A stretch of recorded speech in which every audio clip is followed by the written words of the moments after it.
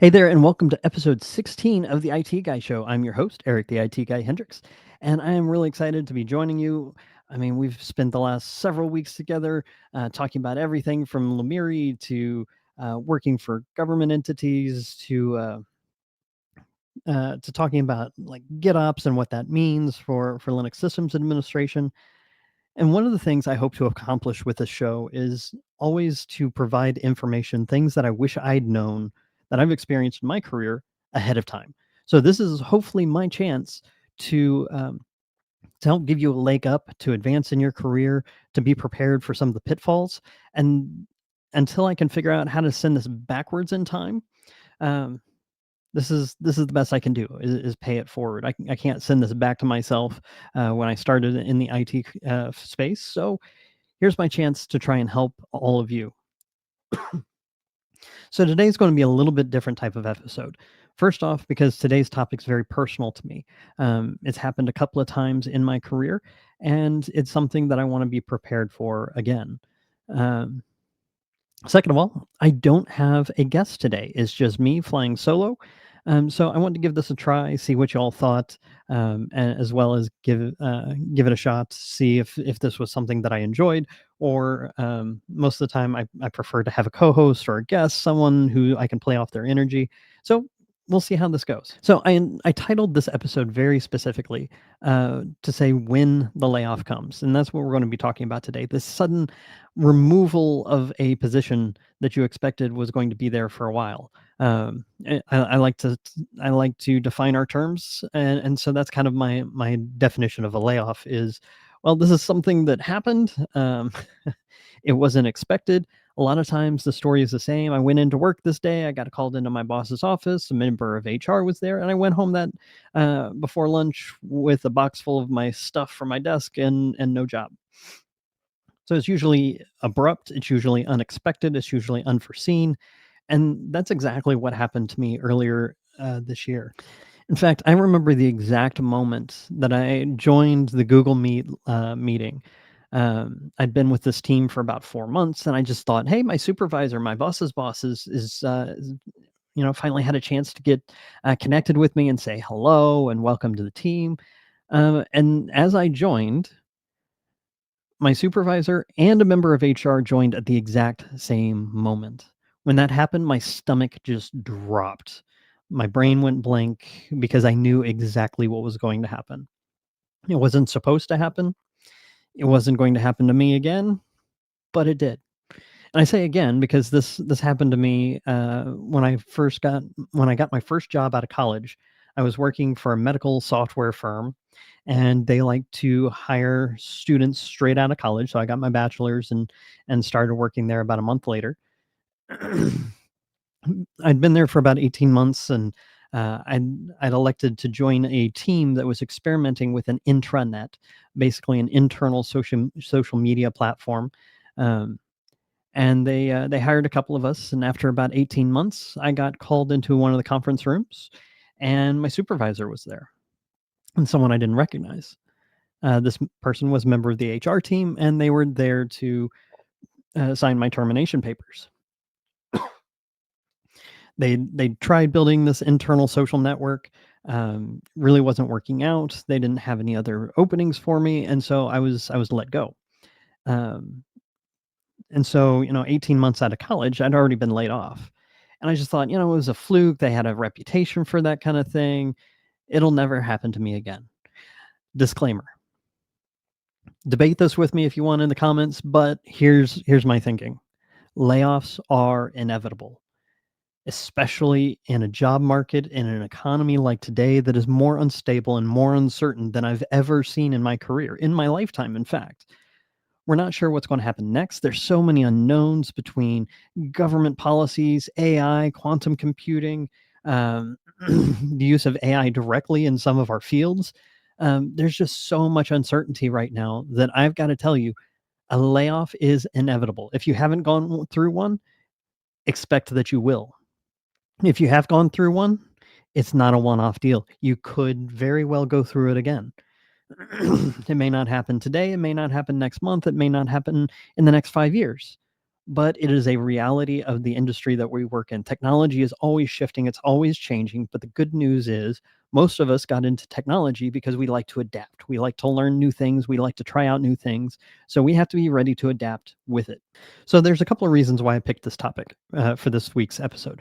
First off, I have an amazing guest joining us in 2 weeks. His name's Jeffrey, and he's been working on cracking the code of using LinkedIn Jobs to find work, which, when you're out of work, is really important. But I wanted to prepare you to lay the groundwork now, mentally, emotionally, for what you might need in our next episode. So definitely hit the subscribe button. That way you get notified when our next episode goes live. But the other reason why I picked this topic was it took me months to kind of work through the emotions, to kind of work through the feels, to get a get more than just my own perspective of what happened. So it took me some time to process that and really think through what happened, what I did well, what I would do differently, and some tips that I would share with you. And so that's kind of our agenda today. Um, so what happened? A lot of you know that I spent a lot of my career as a systems administrator, IT operations. And then, goodness, about 6 or 7 years ago, I left IT ops and went into the product space. I was in sales for a little bit, and then I found my true love in marketing. And I did that with a Linux product that I'd used pretty much my entire career and never expected I'd go to work for the company that I did. Now, I'm quick disclaimer here, this isn't to disparage my employer, this isn't me taking shots at them, this is just me sharing knowledge and experience that I had in the hopes that it helps someone else better prepare for the realities of our industry. So it doesn't take much to figure out who I was working for and who I'm talking about and who laid me off, but I'll leave that to you, just because as a small attempt to just say, look, this isn't me attacking anyone, this is just me trying to prepare you, my audience, to to be ready for what could come or what may have happened recently. So with that disclaimer in mind, I moved into marketing and I really loved what I was doing. I had an amazing product. I had some of the best coworkers that I've ever worked with, um, several of which I still talk to a couple of times a week or play video games with once in a while. So I built some amazing relationships over 5.5 years at this company. So after about a year at this Linux company, I moved to product marketing, and I wrote blogs, and I attended conferences, and I did meetups, and I hosted not one but two recurring podcasts, very similar to the way that this one's structured. But after almost 4 years as a product marketer, started to feel like I was stale. Not that I'd run out of things to say, not that we'd run out of work to do, but I just felt like I was stuck in a rut. And so instead of trying to shake things up or waiting for things to shake up themselves, I started looking on the internal job board and tried to find a team where I could kind of shake things up and learn new things and grow and stretch myself. Um, which leads me to one of my tips, is that if you don't have to find a new job, it may not be a bad idea to stay. Because I changed teams and was working in the partner space. Looking back, I have to say that the interview process was a failure. And I don't say that to be hateful. I say that because the interview process is like dating. You spend some time getting to know each other, learning each other's interests, likes, and dislikes, and ultimately deciding if you're going to be a good fit. Because let's face it, a lot of us talk to our manager more than we talk to our own spouse. So it's very much a both ways kind of conversation. So the problem was, I went in with some preconceived notions as to what this position was going to be. Their needs ended up being very different. So about 6 or 8 weeks in, I was trying to pivot.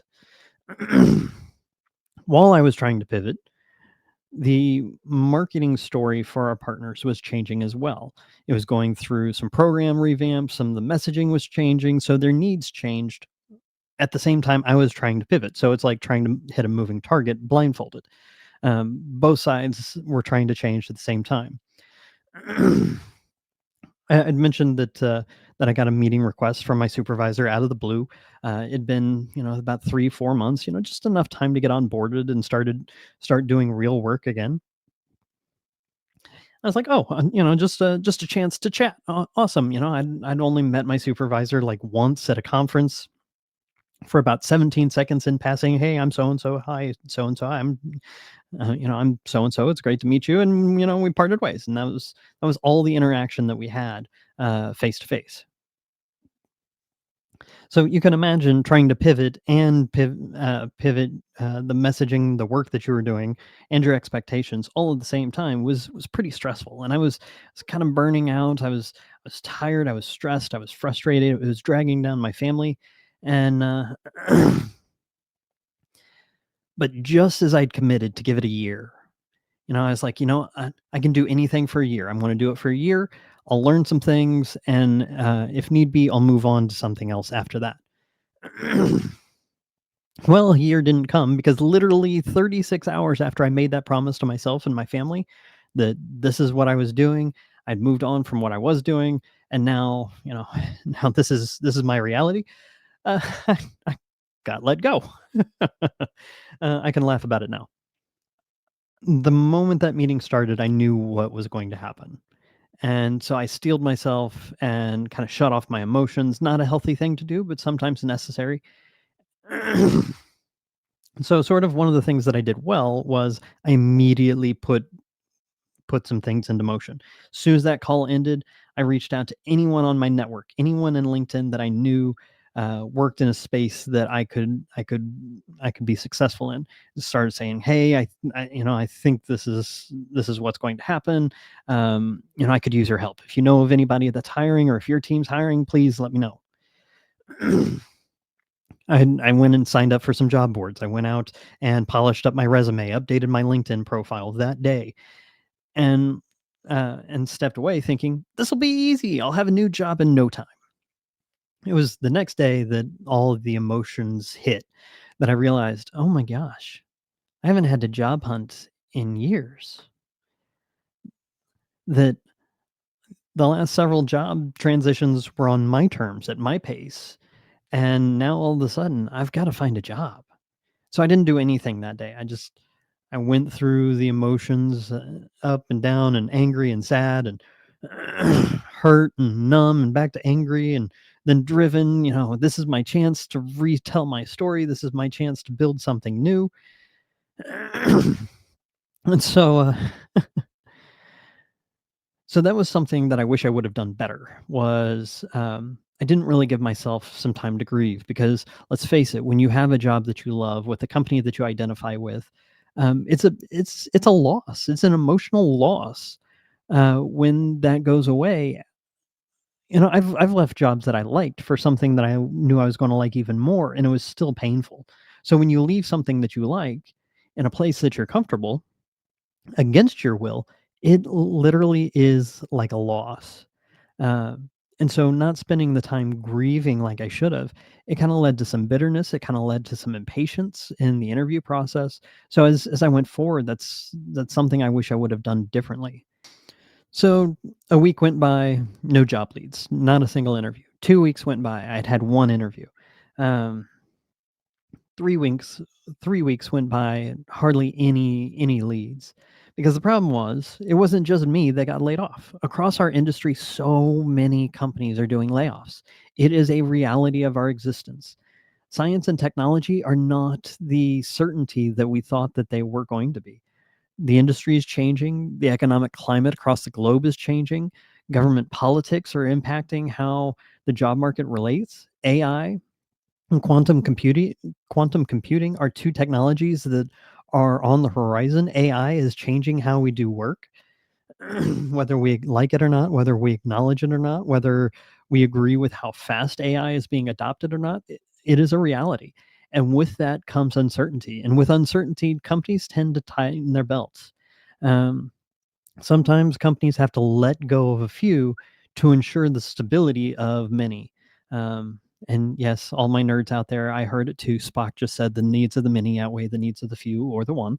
And so, around the same time that I got let go, Microsoft laid off 6,000 employees. Around the same time, Intel laid off tons of employees.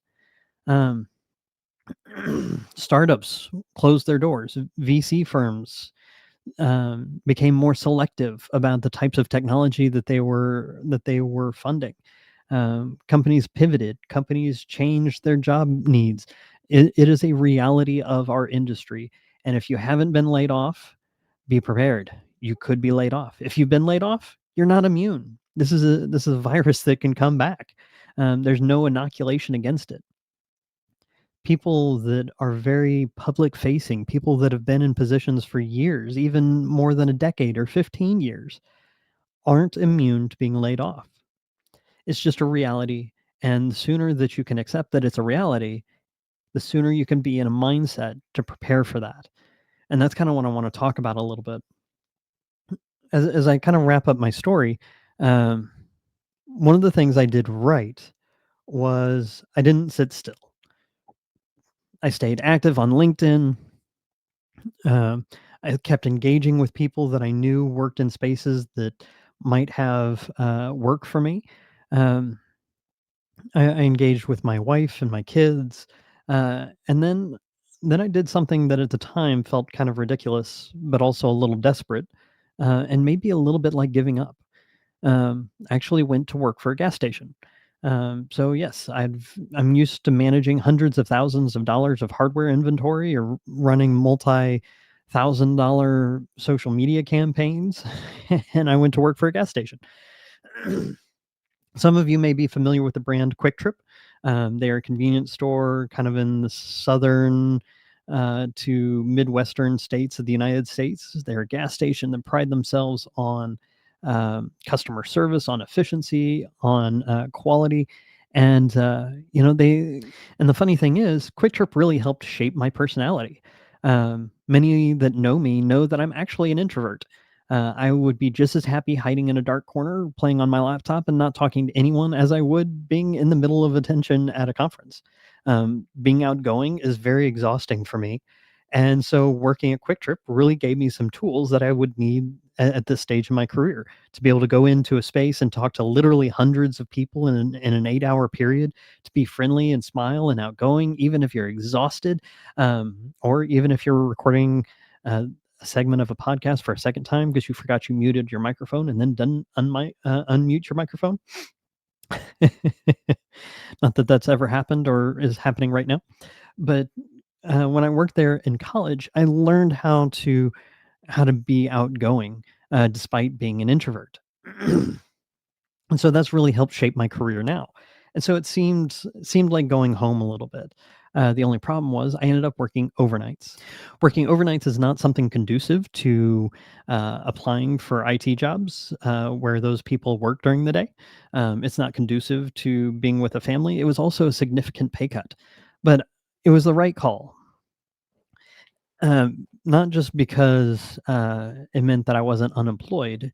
Sure, it kind of kept us going. It kind of kept us from missing too many loan payments and bills that we needed to pay. As it stood, we only missed one loan payment 1 month, so we had to pay just a single late fee. So Quick Trip really helped me out. They bailed me out. They paid me just enough to kind of help my family get by for a few months. And I was there for 96 days. The work was grueling, the stress was incredible, going from being a day dweller to nights, going from sitting sedentary at a desk um, to, uh, um, to then working at a gas station on my feet for 9 hours, carrying around 60-pound crates for hours. Um, I lost 15 pounds in 96 days. I don't recommend it as a diet and exercise plan, but needless to say, now I've hired a personal trainer and I'm trying to stay in shape because I don't want to do that again. And so after 96 days, well, just shy of 96 days, because I gave 2 weeks notice, I actually got 2 jobs in 2 days. The first, I'm back in product marketing. I'm making content. I'm recording videos. I spoke at a conference not too long ago, um, writing blogs, and I'm back to doing the kinds of things that I enjoy doing. I'm still in the Linux and open source space. Wasn't where I was, but this is a new chance to kind of d- to build something fresh, to kind of expand and change my own career path. Um, and the second job wasn't something that I would consider, but is kind of pivotal to my success story over the past few months because Someone on my LinkedIn network sent me a job posting for an adjunct professor, which is basically a part-time teacher, here at Johnson County Community College here in Kansas City. So I'm actually now in the early weeks of teaching my first ever class, and it has been so fulfilling. Um, a lot of what I do in marketing is basically the role of a teacher, and in fact, I've used that in job interviews for marketing positions. Is I feel like a technology teacher, a translator, someone who takes product information and translates it into customer problem statements. And I feel like that's what I'm doing as a teacher. I'm taking knowledge and I'm translating it into things that students can adjust to, and that's been so fulfilling. And so because of my LinkedIn network, I never would have considered it. It got sent to me and I blew it off. It was like, teacher. Ha! No, I'm not a teacher. I slept on it. I woke up the next day and went, hey, dummy. Yeah, you are a teacher. In fact, you talk about teaching being a passion of yours, learning something new and sharing it with somebody else. That's what all this is about. And I wouldn't be there. I wouldn't be teaching right now if it weren't for this layoff process and if it weren't for my network, if it weren't for being engaged with people. It's an amazing situation to have been in. So what does that mean for all of you? Learn from my mistakes, learn from my experiences. Some things that I did right. I reached out to my network early and often. I engaged with people. I collaborated with people on opportunities. I checked in with people that were going through similar things or had recently gone through similar things. I got support that I needed. Um, and eventually that network came back with not one, but two different jobs. The other thing that I did well is I didn't do like I wanted to do and just shut everything off, just leave everything. Um, I posted a few times. I shared what I was feeling on LinkedIn. Some of the other social media platforms, not as much, but definitely stayed engaged on LinkedIn. And then, especially after I was working overnights with Quick Trip, I built a consistent daily rhythm. I didn't need to go to the gym because I was getting plenty of that working overnights. But I would spend some time reading. I would spend some time job hunting. I would, of course, spend time working. I would spend some time intentionally catching up with my kids and my wife.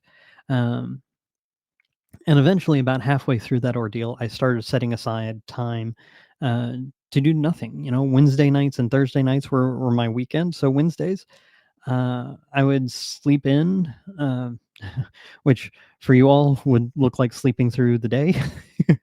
um, I would play Call of Duty, or I started rewatching like key episodes of Stargate SG-1. Um, just little things to kind of help keep me in the fight. And then Thursday overnights were my major job push. That's when I would work on my resume. That's when I would put out job applications, all that kind of thing. And then Friday night through Tuesday night were my shifts. So trying to have a consistent daily rhythm. It took me a couple of months to find it, especially switching my sleep schedule. But it helped having a daily rhythm. How does that apply to you? Maybe you're looking for a job, or maybe you're without a job and you're really looking for a job.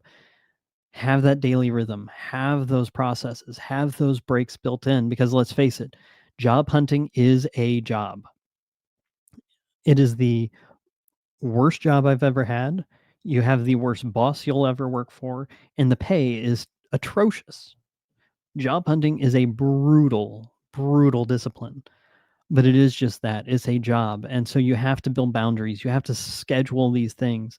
Schedule some time to just put in the slog of resumes and job applications, and then have a lunch break, and then spend the afternoon learning a new skill. Sign up for a Udemy course or something. Different courses go on sale for ridiculous discounts. Pick one up, invest in your future, learn a new skill, shore up an existing skill. And then another afternoon, spend some extra time working out, taking yourself out to lunch. Um, Another afternoon, spend it preparing for job interviews. My Git repo on GitLab still has different projects from companies that I was going through their getting started guides, learning their products, getting ready for job interviews. Um, so, what would I do differently? Earlier in the process, I wish I would have taken more time to process. Let's face it, I had a job I liked at a company that I loved, and when suddenly that suddenly went away, it was a loss. It was an emotional. I don't want to say trauma. I don't want to oversell this, but it was an impact. It was a loss. Take time to process. I've used a journal for years. I write things down. I think things through, and I process through it. Take the time to recover, take the time to grieve, take the time to reestablish your own identity. Um, Another thing that I would do differently is be more strategic on the applications that I do put in, because the interview process is brutal, and AI and the job screening software that's out there makes it really, really hard to get an interview. So don't just go out and shotgun approach, scatter your resume wherever and just hope that something happens. Spick, just pick more specific targeted jobs to apply for. Quality over quantity. And then the other thing that I would do differently is to reaffirm who I was, be a part of who I was. Um, I stepped down from a community focused podcast that I was doing in the Linux space because I didn't feel connected to the content anymore. Um, and with that decision, I started to feel more like I hadn't been true to myself. That like that part of myself was dying off, but I needed to reestablish who I was, and that's part of the driver behind revamping this podcast and restarting it. Gosh, 7 episodes ago, so 14, 15 weeks ago, I relaunched this show because I want to stay grounded in my identity. I want to remember who I am, what I bring to the table, and not allow myself to fall into that period of doubt. So just because today's a solo episode doesn't mean that it wasn't contributed to by others. There were people in my own network that contributed some of the ideas for this section. There, I looked at blogs and people's own stories, things that I drew upon during my own season of layoffs. Um, First off is optimizing your LinkedIn profile. That was huge. More and more companies are looking at LinkedIn as a portfolio, as a resume. In fact, a lot of job opportunities that you get, um, you can actually import your LinkedIn profile as part of your application. So in fact, Jeffrey Ullman, who's done a ton of research on this topic, will be on the show in 2 weeks to talk about this. So that's kind of why we're doing this episode. I kind of wanted to stage the conversation with Jeffrey with some of my own story. Um, so optimizing your LinkedIn profile, get your resume ready. We'll talk a little bit about that in 2 weeks. So, if you want to catch that episode, if you want some tips from Jeffrey, who's done a ton of research, make sure you hit that subscribe button. That way, you get notified whenever I go live. But LinkedIn is a huge piece of the job hunting process nowadays, and it's kind of funny because he and I were talking as we were planning the next episode. That it's kind of hard to remember sometimes that Microsoft actually bought LinkedIn. They hardly do any branding on their own site. So it's great that fear years ago. My gosh, I still remember. LinkedIn is dead. Microsoft bought it. Run away, and how that hasn't happened. Anyway, optimize your LinkedIn profile. We'll talk about that in 2 weeks. Use job loss as a chance to reassess your goals. Um, I would be lying if I didn't say that there weren't days where I thought about staying as an assistant manager at Quick Trip. Going from just talking to people and working with my hands and not being stuck behind a computer screen all day was really appealing. And my wife and I talked about it seriously on a number of occasions. Do I go back into IT? Do I go back into product? Use it as a chance to reassess your goals. What do you want for your life? What do you need income wise? How comfortably can you live? So use that opportunity, use that layoff, use that job loss as a chance to reassess. I almost went back into systems administration. I actually had a job interview where I thought about being a sysadmin again, and kind of kick back a little bit. Find a nice little Linux network somewhere, build up some servers, build in some automation, and just kind of kick back for a few years. Um, so use it as a chance to reassess. What do you need? What do you want? And where are you going? And then with those things in mind, you can figure out, how do I get there? Something else that has come highly recommended is build something, a podcast, a network, a project, contribute to open source, work on a portfolio. I'd started working on like some sample messaging guides to attach to my website to basically show work samples. One of the nice things about being in marketing is that all my work is public. About 90 to 95% of my work is public, so it's easy for people to just go out, find my blog, find my podcast, and go, "Oh, okay, that's who we're hiring." But if you're behind the scenes, if you're a developer, or if you're a sysadmin, if you don't have that kind of stuff, start a personal blog anyway. Um, Several people that I know um, have started their own blogs, and that blog turned into a community, and that community started building projects. And now there's multiple people involved with those projects. Um, that one came from a gentleman who actually almost got me a couple of different jobs. And his home lab work, he documented it in a blog, and people started finding it, and it just grew and grew. Um, and so build something, build anything, contribute to open source, build a home lab project, something that you can use. Maybe not even for a job application. Maybe if you're a sysadmin, you're not building a home lab just so you can say you have one. Maybe you might find that it's a fun hobby. Another tip that I saw everywhere, that I had people reaching out to me for, to check on me, was asking for help, and say yes when it's offered. Don't just ask for help and then blow it off. It's a trying time. It's difficult, especially if you're the breadwinner in your family, to go from providing to not. Um, my wife is amazing. She stepped up and she got a second job, working part time as a grocery store to kind of help soften the blow while I was looking. And she stayed on for a bit longer while I was getting into the rhythm of a different pay cycle. And as we tried to pay down the credit card that we were buying groceries and gas off of, to kind of help us reestablish. So ask for help. Don't be too proud to say, "Hey, I'm hurting and I need some help." Don't be afraid to say, "Hey, I'm without a job and your company's hiring. Can you put in a good word?" Don't go through this alone.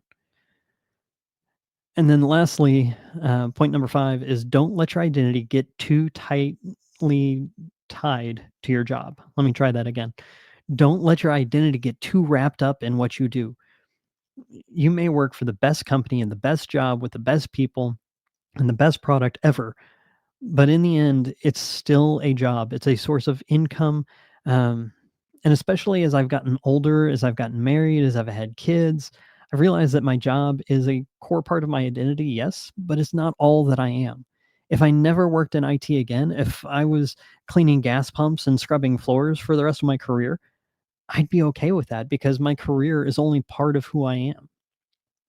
And that's something I really struggled with early on in the layoff process was uh, I was so wound up in who I was in that job that that when that ended, part of me felt like it ended too. So, if you have any advice on for others, because I didn't learn this lesson well, and I'm still struggling with it, but if you have advice on how to keep your job and your home life separate, to keep your identities, your work identity and your personal identity separate, share that in the comments. Shoot me an email, contact@itguyeric.com. I'd love to hear your thoughts. I'd love to get your feedback. But Probably the biggest lesson that I needed to learn was not to let my identity get too tied up into my job, into my employer, into the product that I was working on the types of content that I was working on. And you quickly learn how to let that go when your job identity is scrubbing toilets. So take my advice. Try to put some mental distance between you and your career. I don't mean prioritize work any less. I don't mean um, to give any less of yourself at work, but to remember that in the end, you are more than the sum of your job. So if you've recently gone through this, or if you're going through this now, you are not alone. I hear you. I hear you loud and clear. I know all the feels. I know all the thoughts, the doubts, the experiences. I've been there. I feel it and I hear you. Going from being a provider with a successful career and 5+ years at a company, I get it. I get what you're going through.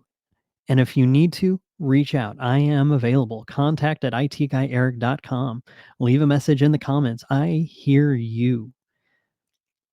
Don't let yourself become isolated. Don't give up. Keep fighting. Keep walking. Even if you take one step a day, even if you put in one application, even if you take a day off, an intentional day off, and say, I'm not going to look at anything with an electronic circuit today, just take the next step. That's all you've got to do.